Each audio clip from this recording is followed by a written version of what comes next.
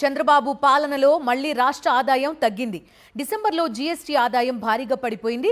గతేడాది కంటే 5.34% తగ్గింది.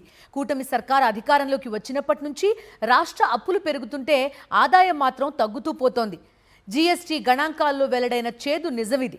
గడిచిన 9 నెలల్లో 1785 కోట్ల రూపాయల రాబడి హాంఫట్ అయింది. దీంతో సంపద సృష్టి లేదాయే, ఉన్నది ఆవిరాయే అని ఆర్థిక శాఖ అధికారులు ఆందోళన చెందుతున్నారు. సంపద సృష్టించి రెట్టింపు సంక్షేమ పథకాలు అమలు చేస్తానంటూ ప్రగల్భాలు పలికి అధికారం చేపట్టిన చంద్రబాబు కొత్తగా సంపద సృష్టించకపోగా ఉన్నదాన్ని కూడా ఆవిరి చేసేస్తున్నారు. కేంద్ర ఆర్థిక మంత్రిత్వ శాఖ తాజాగా విడుదల చేసిన జీఎస్టీ గణాంకాలు ఇదే విషయాన్ని స్పష్టం చేస్తున్నాయి. ప్రస్తుత ఆర్థిక సంవత్సరం ఏప్రిల్ నుంచి డిసెంబర్తో ముగిసిన 9 నెలల కాలానికి జీఎస్టీ ఆదాయం అంతకుముందు ఏడాదితో పోలిస్తే 1785 కోట్లు పడిపోయింది. 2024-25 ఆర్థిక సంవత్సరంలో మొదటి 9 నెలల్లో 33,371 కోట్లుగా ఉన్న జీఎస్టీ ఆదాయం ఈ ఏడాది 5.34% తగ్గి 31,586 కోట్లకు పడిపోయింది. ఇదే సమయంలో దేశవ్యాప్తంగా జీఎస్టీ ఆదాయం 6.8% పెరగడం గమనార్హం. ఈ 9 నెలల కాలంలో దక్షిణాది రాష్ట్రాల్లో కర్ణాటక 13.1%, తమిళనాడు 8.1%, కేరళ 8.4%, తెలంగాణ 5.1% వృద్ధిని నమోదు చేశాయి. కాగా ఏపీ జీఎస్టీ ఆదాయం ప్రతి నెలా తగ్గుతూ వస్తోంది.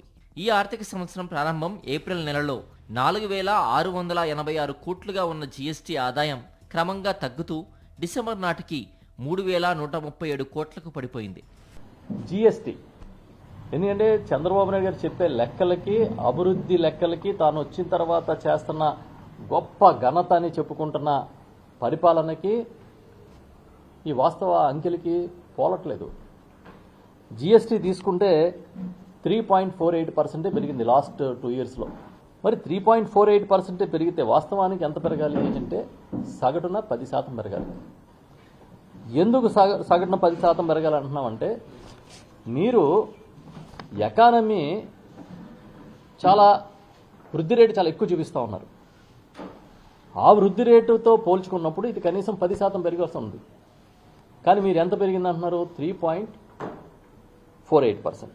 ఇది మేము చెప్తున్న లెక్కలు ఏంటంటే 2023-24 అంటే జగన్మోహన్ రెడ్డి గారి హయాంలో ప్రభుత్వంలోని చివరి 8 నెలలు. ఇప్పుడు సేమ్ అదే పీరియడ్ అంటే ఏప్రిల్ నవంబర్కి తీసుకున్న లెక్క ఇది. ఈ 8 నెలల కాలంలో వచ్చిన తేడా ఇంత. అంటే మీరు పెరుగుదల ఒకవేళ మీరు చెప్పినట్టుగానే వృద్ధి రేటు జీడిపి చాలా బీభత్సంగా పెరిగిపోతే మరి జీఎస్టీ కూడా పెరగాలి కదా. చంద్రబాబు సర్కార్ అధికారం చేపట్టినప్పటి నుంచి ఇదే పరిస్థితి కొనసాగుతోంది. రెడ్ బుక్ రాజ్యాంగంపై దృష్టి సారించిన చంద్రబాబు ప్రభుత్వం అభివృద్ధికి తిలోదకాలు ఇవ్వడంతో పాటు సంక్షేమ పథకాలను అటకెక్కించింది. ఫలితంగా ప్రజల ఆదాయం క్షీణించి కొనుగోలు శక్తి పడిపోయింది. జీఎస్టీ రాబడి తగ్గడానికి ఇదే ప్రధాన కారణమని అధికారులు చెబుతున్నారు.